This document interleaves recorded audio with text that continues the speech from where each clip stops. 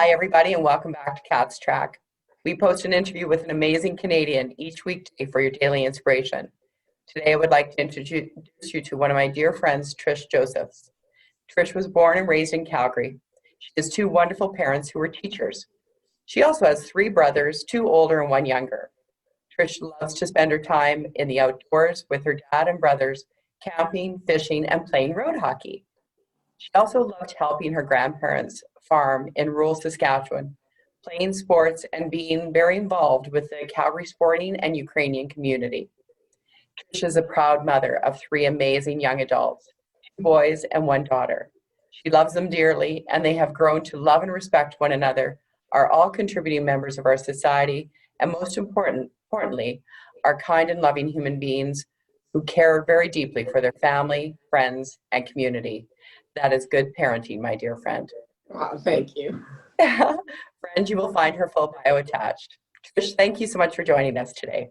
Catherine, thank you so much for having me. I'm excited about this. And I'm just so grateful. Thank you so much for having me.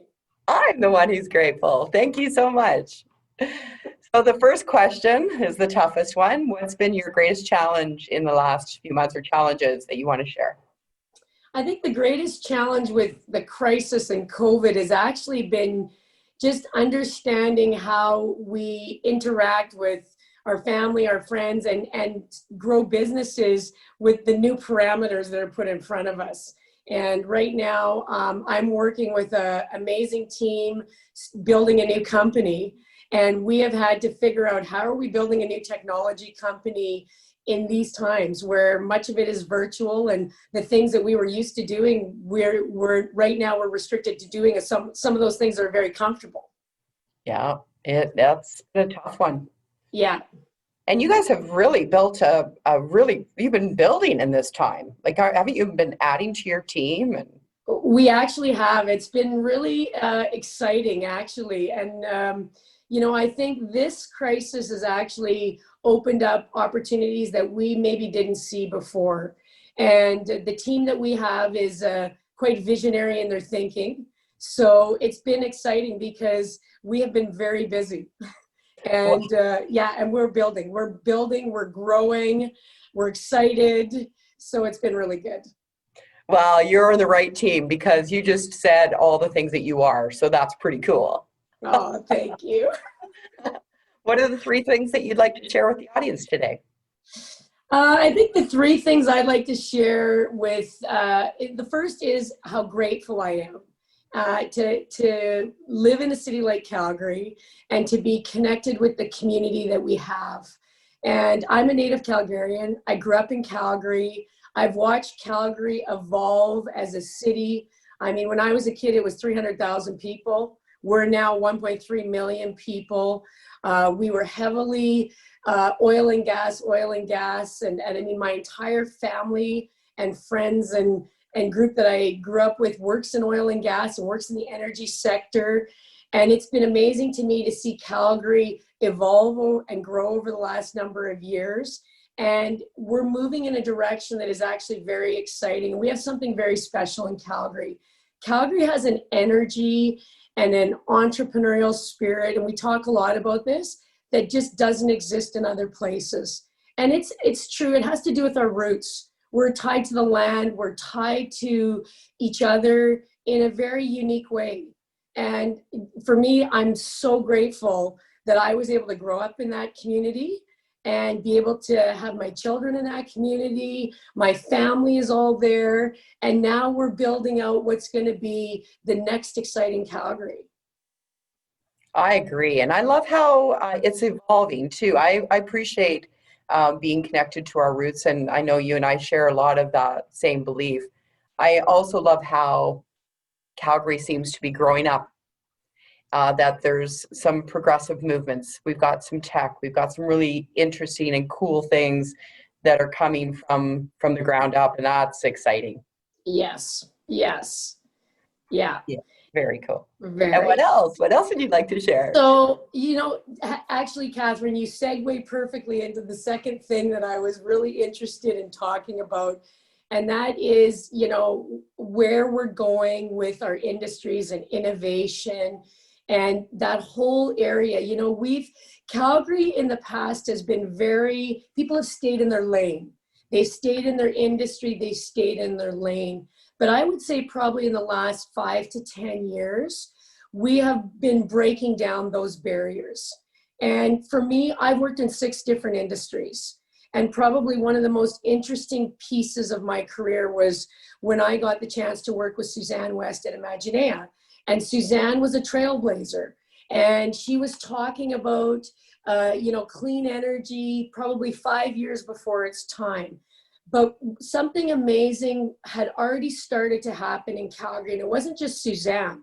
It was a number of other individuals that were starting to break down the barriers of staying in our lane. And our entrepreneurial spirit really started crossing these industries.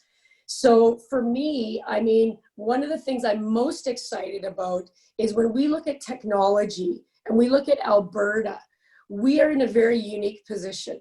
We have an energy sector, we have a healthcare sector, we have an agricultural and food sector, we have an infrastructure sector that can all benefit from technology. And technology for us becomes the enabler. It's not a single industry. This is the enabler of our future. And we are going to be part of the conversation in energy. Alberta is going to be part of the global conversation in food security, water, all of these things. And so for me, I mean, that to me is what a great place to be. And I'm excited to see how the barriers are being brought down.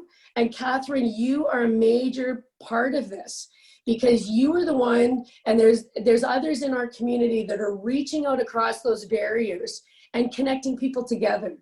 And in order for us to be that global player, we need people like you. We need Calgary Economic Development. We need Platform. We need the Calgary Stampede. We need, and the list goes on and on and on of Intergen Connect. You know, how are we interfacing with our multi-generations? And not reinvent the wheel, but actually catapult from a position, a really good position that we are already in. Yeah. I agree with you, my friend. And that's so nice of you to mention me. I don't feel that way, but.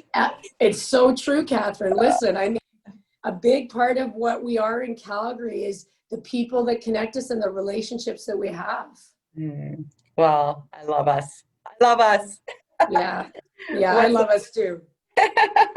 What's the third thing?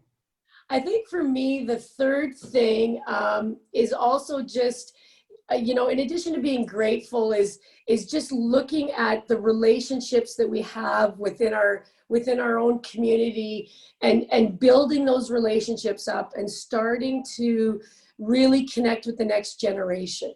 And I have 3 adult children, you know, they're in their late 20s, and these generations are different. And, you know, in Alberta, we have a really amazing ability to be able to see, forecast. It's the design thinking where we have visionary thinkers saying, what's the world going to look like in 10 years? And parity of, you know, all lives matter.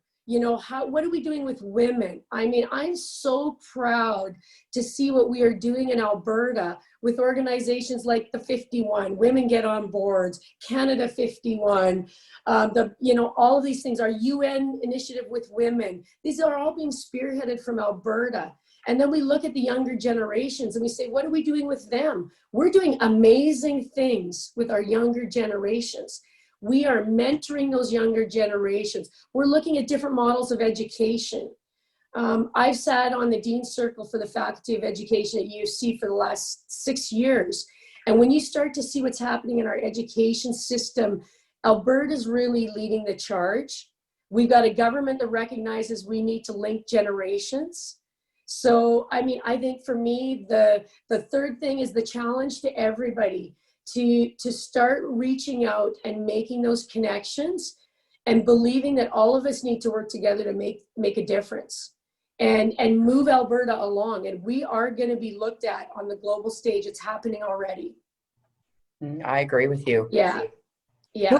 Who's the Dean of Education now at U of C? Actually, I don't even know who the dean is. That's a good question because we haven't had a meeting. It was Dennis Sumara. Yeah, So, and then he stepped down and, oh, I'm drawing a blank, Catherine. You have to help that's me out okay. there. Yeah, I'm not sure who it is right now. I wonder if I should ask that person to join Cat's Track too, so we can hear some of the things that are happening. You know what? It would be amazing because here's another thing that's really interesting about post-secondary. And we all talk about this changing model of education. University of Calgary, Mount Royal University, Bow Valley College, SAIT, they are amazing institutions in this city. And they are reaching out to the community and they are getting actively involved. And when you look at Haskins School of Business, the School of Engineering, what are we doing with our tech community, trying to build out, these jobs, this new way for Alberta? They're right in there. And I think a lot of times, having volunteered so long with University of Calgary, we see University of Calgary as the institution on the hill. That is not what it is. And Elizabeth Cannon really showed us that. She was the one that eyes higher. Let's look and see what this looks like when we start to collaborate. And I think our learning institutions are such an important piece of who we are going to become in Alberta.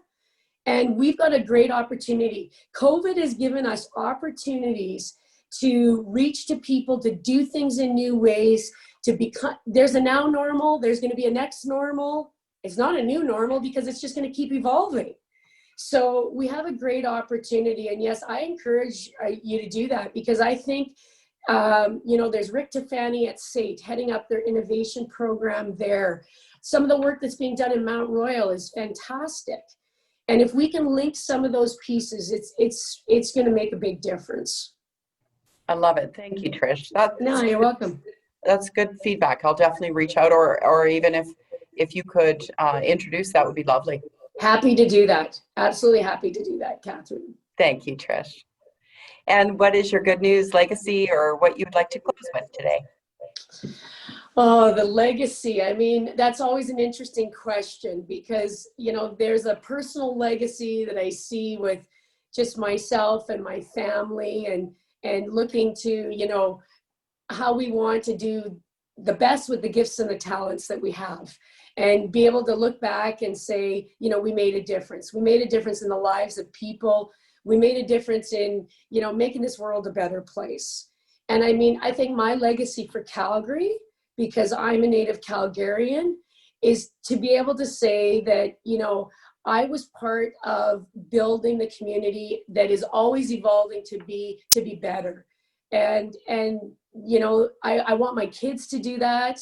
I want their friends to do that. That is one of the legacies that's near and dear to my heart is the community. So yeah, I'm just, I love where we're going.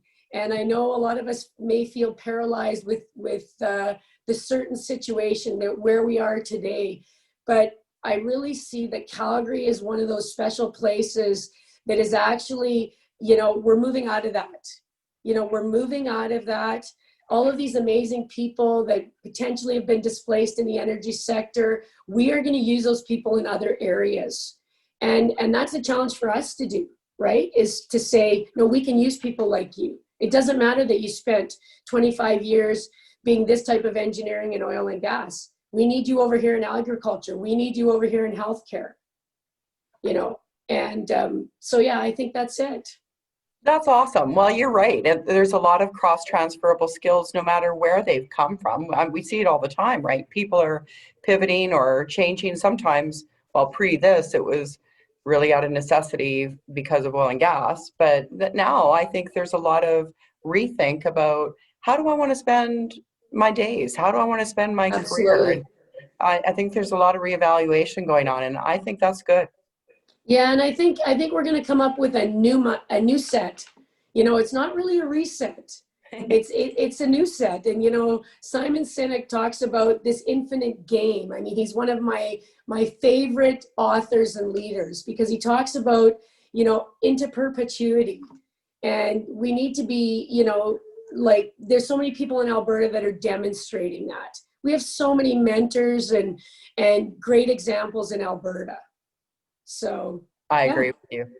Yeah. I knew this would be a positive interview. I knew it. I knew it. It has to be with Trish Josephs. Oh, Catherine, thank you so much. Like, man, I love you dearly. I love And you too. thank you for this opportunity. Thank you, Trish. I love Yeah. spending time with you. I appreciate it. Yeah. Have a great day, Catherine. You too, my friend. Alrighty. Everybody, that was our dear friend, Trish Josephs. Check out what she's doing online. Company name? ZS2 Technologies. Yes! Yes. Awesome. Check it out, you guys. It is changing every day. It's super exciting over there. So all the best to Trish and her team, and thanks again for joining us today. Thank you, Catherine.